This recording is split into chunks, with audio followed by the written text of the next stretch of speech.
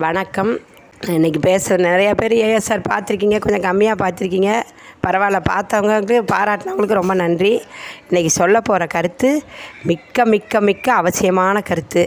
என்ன கருத்துனா, பெண்கள் ஆண்களை படிக்க வைங்க. எவ்வளோ வேணாலும் படிக்க வைங்க, எவ்வளோ பெரிய வேலைக்கு வேணாலும் போகட்டும், அது சந்தோஷம்.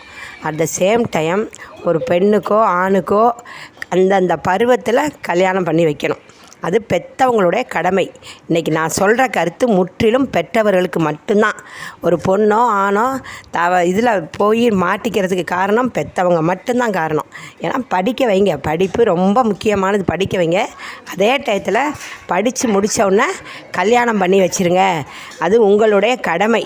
ஃபோர்த் இயர் படிக்கலையே ஒரு பெண்ணுக்கு ஃபைனல் இயர் படிக்கலையே சொல்லிடுங்க, இந்த பொண்ணு உனக்கு கல்யாணம் பண்ணணும், இந்த மாப்பிள்ளை இந்த அப்படி பேசி முடிக்கணும்னு பண்ணி வச்சுருங்க. அப்படி பண்ணி வச்சா நீங்கள் மட்டும் பண்ணி குழந்தை பெற்றுக்கலையே, அதே மாதிரி அந்தந்த வயசில் பருவத்தை பயிர் செய்யணும்னு அந்த காலத்தில் சொல்லியிருக்காங்க. அதை ஃபாலோ பண்ணுங்கள். ஃபாலோ பண்ணிங்கன்னா பாவம் பெண்களோ ஆண்களோ சில தவறான இது வழிக்கு பிள்ளைங்க போகவே போகாது.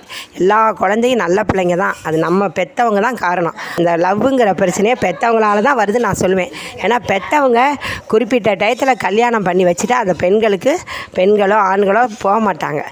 இன்னொன்று சொல்கிறேன், பருவத்தே பயிர் செய். செடி விதைச்சி பூ பூத்து காயாகி கனியாகி நல்லா மலர்ந்து நல்லா வாழணும். அதை விட்டுட்டு நீ பூத்து அந்தந்த டயத்தில் கல்யாணம் பண்ணணும், அதுதான் நல்லது. வயசு ஆண்டொன்று ஏற்கனவே ஒரு இதில் சொல்லியிருக்கேன், அது நீங்கள் பார்த்தீங்களான்னு தெரியல. ஆண்டொன்று போனால் வயதொன்று போகும்னு சொல்லுவாங்க. அந்தந்த வயசில் அதாவது செய்யணும், அதுதான் நல்லது. பெற்றவங்க உணர்ந்து தயவு செஞ்சு கல்யாணம் படிக்க வைங்க. படிக்க வச்சு பெண்ணானாலும் ஆணானாலும் அந்த படிப்பு ஃபைனல் இயர் முடித்தவுடனே பெண்ணுக்கும் கல்யாணம் பண்ணி வச்சுருங்க. ஆம்பளை பிள்ளைங்க பெற்றவங்களும் கல்யாணம் பண்ணி வச்சுருங்க. கல்யாணம் பண்ணிவிட்டு என்ன வேலை பார்க்கக்கூடாதுன்னு ஏதாச்சும் சட்டம் இருக்கா? இல்லை நம்ம வேலை பார்க்கக்கூடாதுன்னு எந்த சாமியும் சொல்லலை. கல்யாணம் பண்ணிவிட்டு வேலை பார்க்கலாம். கை கொண்டு படிக்கணும்னா கல்யாணம் பண்ணிவிட்டு படிக்கலாம், அது தவறு கிடையாது. கல்யாணம் பண்ணிவிட்டு 21 வயசுக்கு மேலே பெண்ணோ ஆணோ கண்டிப்பாக கல்யாணம் பண்ணி வச்சுருங்க, அது நல்லது. நாளைக்கு அதுங்களுக்கு குழந்த பிறந்து அதுங்க 50 வயசு ஆகல பிள்ளைங்கள்லாம் பெருசாகிடும். அதை விட்டுட்டு படிப்பு வேலை படிக்க வச்சுட்டேன், பெற்றவங்க தான் காரணம். நீ அடுத்த பொண்ணு பாரின்னு போதா நம்மளும் ஃபாலோ பண்ணுவோன்னு பேராசைப்படாதீங்க. அவங்கவுங்க வசதிக்கு தகுந்த மாதிரி பண்ணி வச்சுருங்க. கல்யாணத்தை பண்ணி வச்சுட்டு சம்பாதிக்கட்டும், அதுக்கப்புறம் மேற்கொண்டு படிக்கட்டும், எல்லாம் செய்யட்டும், அது நல்லது. அப்புறம் இன்னொன்று பெண்கள் கண்டிப்பாக வீட்டு வேலை செய்கிறத கேவலமாக நினைக்காதீங்க. தயவு செஞ்சு பெண்கள் நமக்கு கொடுத்த பிரசாதம் ஏற்கனவே நிறையா தடவை சொல்லியிருக்கேன். தாய்மைங்கிறது நமக்கு கிடைச்ச பொக்கிஷம். இதை கேட்குற ஒவ்வொரு பெண்ணும் குழந்தை வேணும், குழந்தை பிறக்கணும், எல்லா பெண்களும் ஆசைப்படுவாங்க ஒரு வயசுக்கு மேலே. அப்படி ஆசைப்படுற பெண்கள் கண்டிப்பாக வீட்டு வேலையை கற்றுக்கங்க, தவறே கிடையாது. வீட்டு வேலையை செய்கிறத கேவலமாக நினைக்கிறீங்க, அது தப்பு கிடையாது. பாத்திரம் தேய்க்கிறது, சமையல் பண்ணுறது ரொம்ப ரொம்ப ரொம்ப நமக்கு கிடைச்ச பொக்கிஷம். பசுமாடு மாதிரி நான் ஏற்கனவே நிறையா தடவை சொல்லியிருக்கேன். நம்ம பசுமாடு தான் உணவு பால் கொடுக்கும். அதுபட்டவங்க நம்ம 10 பேர்த்துக்கு சமைச்சு போடுறது நமக்கு கிடைச்ச பொக்கிஷமாக நினைங்க. இதை ஆர்வத்துடன் இன்ட்ரெஸ்ட்டாக கற்றுக்கங்க. பெற்றவங்களும் சொல்லித்தரணும். ஒரு 15 10th படிக்கிற பொண்ணுக்கு கண்டிப்பாக சொல்லிக் கொடுங்க. 10th மேலே இருந்து ஒவ்வொரு தாய்மார்களும் 10th படிக்கிற பொண்ணை சமையல் பண்ண கற்றுக் கொடுத்துக்கங்க. +2 படிக்கிற வரை +2 படிக்கலே அது பெண்ணு பூரா சமைக்கிற அளவு கற்றுக் கொடுக்கணும். பரீட்சை டயம் அந்த மாதிரி டயத்தில் கம்பல் பண்ணாதீங்க. மற்றபடி லீவில் வீட்டில் இருக்கையில் சும்மா இருக்கையில் பெரியவங்க பக்கத்தில் நின்று திருப்பி சொல்கிறேன், மொதல் செய்யலை அடுப்புக்கிட்ட ரொம்ப ரொம்ப கவனமாக செய்யணும். எல்லா வேலையுமே ரொம்ப கவனம், அது அடுப்புக்கிட்ட நெருப்புக்கிட்ட ரொம்ப ரொம்ப கவனமாக செய்யணும். உங்கள் கண் பார்வையில் நீங்கள் சொல்லிக் கொடுங்க, அதுங்களாம் இன்ட்ரெஸ்ட்டாக கற்றுக்கணும். வீட்டு வேலை நமக்கு கிடைத்த பொக்கிஷம். கர்ப்பப்பைங்கிறது கடவுள் கொடுத்த வரப்பிரசாதம். அதுக்கு தகுந்த மாதிரி நம்ம குனிஞ்சு நிமிந்து வேலை செஞ்சால் நம்ம நோய் நொடி இல்லாமல் மூட்டு வலி இல்லாமல், நம்ம முன்னோர்கள் எங்களுடைய தாத்தா பார்த்தாலாம் கால் வலி மூட்டு வலியே வந்தது கிடையாது, அந்த மாதிரி வாழ்ந்திருக்காங்க. அதுக்கு காரணம் நம்ம பெண்கள் ஆண்கள் எப்படி போய் உழைக்கணும், கடுமையான வேலை செய்கிறதுக்கு ஆண்களை கடவுள் படைச்சிருக்காரு. அதே மாதிரி பெண்களை நம்ம வீட்டு வேலை செய்கிறதுக்கு கடவுள் படைச்சிருக்காரு. உட்காந்து சமைங்க, அது ரொம்ப ரொம்ப நல்லது. புளி கையை வச்சு கரைச்சா அந்த பொண்ணுக்கு கை பிரச்சனை கால் பிரச்சனை கூட வராதுங்கிறாங்க. கால் வலியே வராதுன்னு சொல்லியிருக்காங்க. அது எந்த சயின்ஸ் அது என்னன்னு தெரியல. புளி கரைக்கிறது அவ்வளோ ஒரு நல்லதான். உட்காந்தபடியே காய் நறுக்கிறது, புளி கரைக்கிறது எல்லாம் ரொம்ப ரொம்ப ரொம்ப முக்கியம். பெற்றவங்க தான் செய்யணும் இந்த வேலையை. அப்புறம் இன்னொரு கருத்து, தயவு செஞ்சு எந்த பெண்ணும் தலையை விரித்து போடாதீங்க. தயவு செஞ்சு கெஞ்சி கேட்டுக்கிறேன், அன்பாக கேட்டுக்கிறேன், தயவு செஞ்சு தலையை விரித்து போடாதீங்க. தலையை பாரதியார் தலையவா விரித்து போட சொன்னார்? பெண்கள் முன்னேற்றம் தான் சொன்னார்.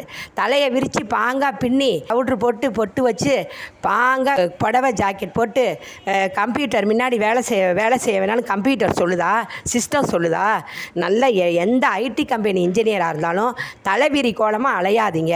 படிக்கிற பெண்கள் படிப்புங்கிறது அறிவு. நம்ம அறிவை கற்றுக்கிறது தான் படிப்பு. தலையை விரித்து போட்டுக்கிட்டு அலையிறது அறிவு? தயவு செஞ்சு பெண்கள் தப்பாக நினைக்காதீங்க. இந்த கருத்து திருப்பி திருப்பி சொல்கிறேன், உங்கள் நன்மைக்கு தான் சொல்கிறேன், உங்கள் பெண்களாகிய உங்கள் நன்மைக்கு தான் சொல்கிறேன். நமக்கு பெண்கள் நமக்கு இயற்கையாலுமே அந்த அழகை கொடுத்துருக்காரு. நீங்கள் என்ன செய்கிறீங்க இந்த காலத்து இந்த படிக்கிற பிள்ளைங்க? தன்னுடைய அழகை கொச்சப்படுத்தி, கேவலப்படுத்தி, அலங்கோலப்படுத்தி, அசிங்கப்படுத்திக்கிறீங்க. இதுதான் உண்மை. கிளாமராக ட்ரெஸ் போடுறதுலையோ தலையை விரித்து போடுறதுலையோ நம்ம அறிவு வளர போகிறதே கிடையாது. அப்படி போடுறது நம்ம அறிவை குறைச்சிக்கிற மாதிரி, நம்மளை நம்மே கேவலப்படுத்திக்கிற மாதிரி. இப்போலாம் சொல்கிறேன், ஒரு தலை ராகம் ரூபா வர்ற மாதிரி ட்ரெஸ் பண்ணிட்டு போனால் நம்மளை பார்க்குற எந்த காமுகன் கூட நம்மளை கையெடுத்து கும்பிடுவான். அந்த சுபாவம் நம்மக்கிட்ட இருக்குது. அப்போ நம்ம பெண்கள் நம்ம பாதிக்கப்படவே மாட்டோம். அதனால் தயவு செஞ்சு கெஞ்சி கேட்குறேன், தப்பாக புரிஞ்சிக்காதீங்க. ஒவ்வொரு பெண்ணும் தப்பாக புரிஞ்சிக்காதீங்க. பெற்றவங்களும் தயவு செஞ்சு நீங்களும் தான் காரணம். ஒரு பெண்ணு தலையை விரித்து போட்டு ஸ்கூலுக்கு காலேஜுக்கு போகுதுன்னா நீங்கள் அதுக்கு ஒத்துழைக்காதீங்க. மாடல்ங்கிறது நமக்கு கெடுதல் பண்ணுற எந்த மாடலும் மாடல் கிடையாது. நமக்கு நல்லது பண்ணுறது தான் நாகரிகம், மாடல். அதனால் இப்போ முதல்ல ஒரு காலத்தில் ஃபேன் இல்லாமல் இருந்தோம். இப்போ ஃபேன் அவசியம், அது மாடல். அது நமக்கு 100% நன்மை. அந்த மாதிரி நன்மை தரக்கூடிய மாடலை மட்டும்தான் நம்ம ஏற்றுக்கணும். அதை விட்டுட்டு தலையை விரித்து போட்டால் அடுப்புக்கிட்ட வேலை செய்ய முடியாது. மாடர்ன் ட்ரெஸ் போடாதீங்க. டிவிசி இதில் நாடகத்தில் பார்த்தா ஆம்பளை பூரா பேண்ட்டு சட்டை போட்டிருக்கான். பெண்கள் 30-25 வயசு பெண்ணு நீ கவுனா போட்டால் 5 வயசு குழந்தை ஆகிட முடியுமா? யோசனை பண்ணி பாருங்கள். அதே மாதிரி பாவாடை தாவணி போடுறவங்க, கரகாட்டக்காரங்கிற படத்தில் கனகான்னு ஒத்தி போட்டு வருவாள். அது போல்டாக இருப்பாள். அந்த மாதிரி இருங்க. அது நம்மளே பாதுகாக்கிறது. இன்னொன்று சொல்கிறேன், பெண்ணுக்கு தாலிங்கிறது வேலி. அந்த தாலிங்கிறது ஒவ்வொரு பெண்ணுக்கும் வேலி. அது நமக்கு பாதுகாக்கணும். இந்த மாதிரி கொஞ்சம் இந்த முன்னேற்றம், டெக்னாலஜி, டெவலப்மெண்ட் எல்லாம் நல்ல வரவேற்கத்தக்கதான்.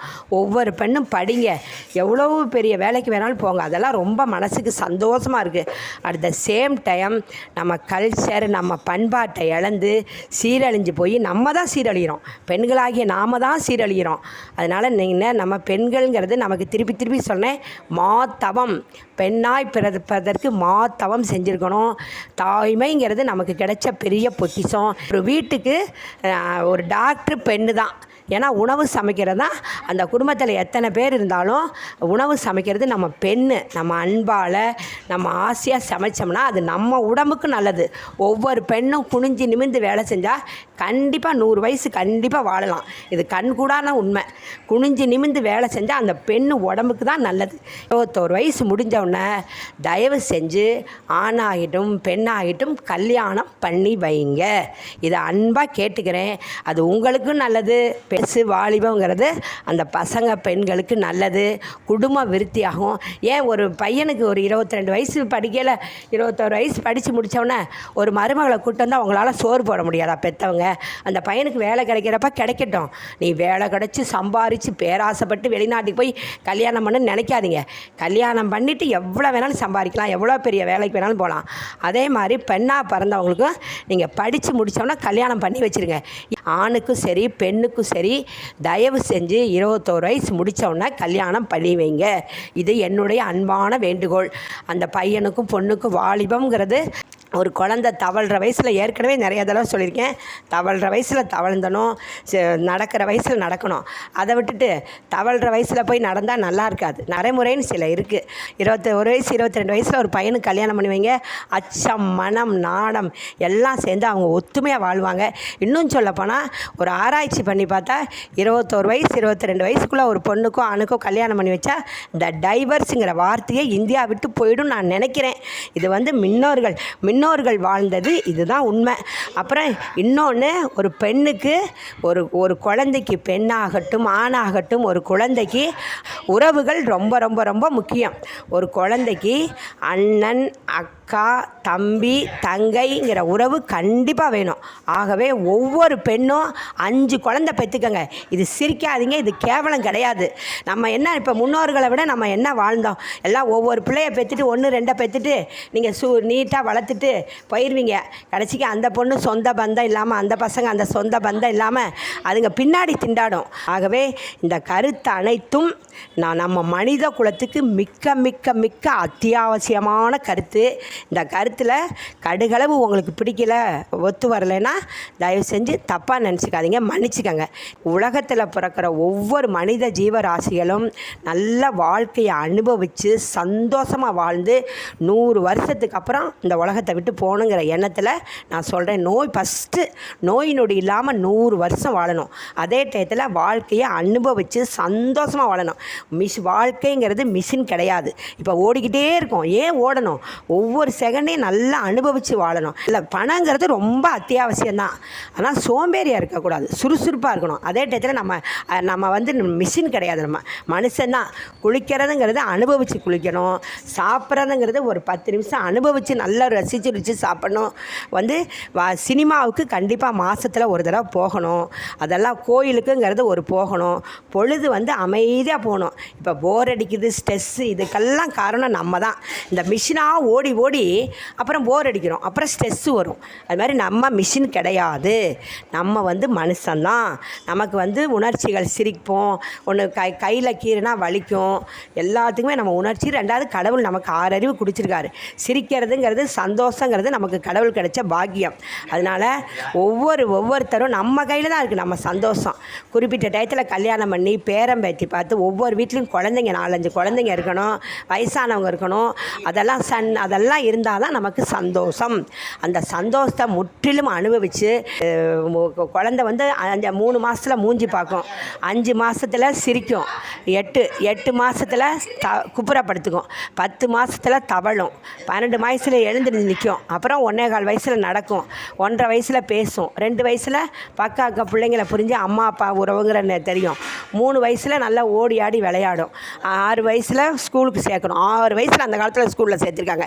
3 வயசுலேருந்து 6 வயசு வரைக்கும் அந்த குழந்தை வீட்டில் விளையாண்டு சந்தோஷமாக அனுபவிச்சிடும். 6 வயசில் ஸ்கூலில் சேர்த்து நல்லா படித்து, அப்புறம் 6வதுலேருந்து 12வது வரைக்கும் இப்போ கவர்மெண்ட் பரீட்சை, அது 12வதுங்கிறது கொஞ்சம் கஷ்டமான பரீட்சை, அது முடித்து காலேஜ் முடித்து எல்லா பருவத்துலேயும் சந்தோஷமாக, பள்ளி பருவமும் சந்தோஷமாக போகணும், கல்வி பருவமும் சந்தோஷமாக போகணும், ஃப்ரெண்ட்ஸ் சம்பாரித்து நல்ல ஸ்கூல் டீச்சருங்க கிடச்சி, இதெல்லாம் வாழ்க்கையில் பட்டாம்பூச்சி மாதிரி வாழணும். இளமை பருவத்தில் வாழ்ந்து அப்புறம் இளமையை வேஸ்ட் பண்ணாமல் நல்லா வாழ்ந்து அனுபவித்து, கொச்சையாக சொல்ல நினைக்காதீங்க, வாழ்ந்து அனுபவித்து புள்ள பிறந்து, அப்புறம் ஒரு 30 வயசில் அந்த காலத்தில் 30 வயசில் 2-3 பிள்ளைங்க பிறந்துடும்.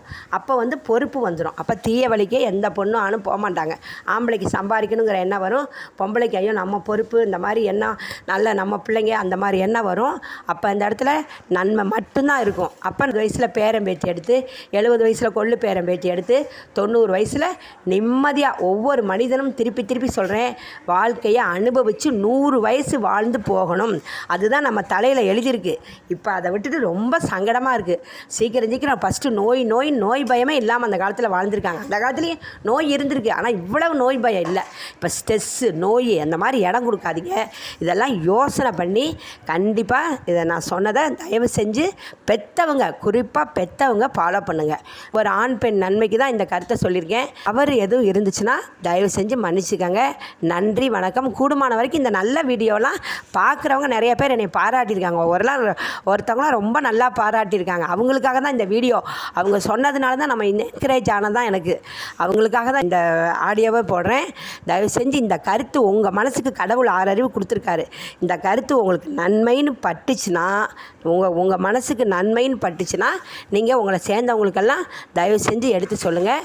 நான் நல்லபடியாக எல்லோரும் 100 வருஷம் சந்தோஷமாக வாழணும். உலகத்தில் பிறக்கிற ஒவ்வொரு மனிதனும், ஆண் பெண் அனைவரும் 100 வருஷம் வாழ்க்கையை சந்தோஷமாக வாழணுங்கிற நல்ல எண்ணத்தில் சொல்கிறேன்.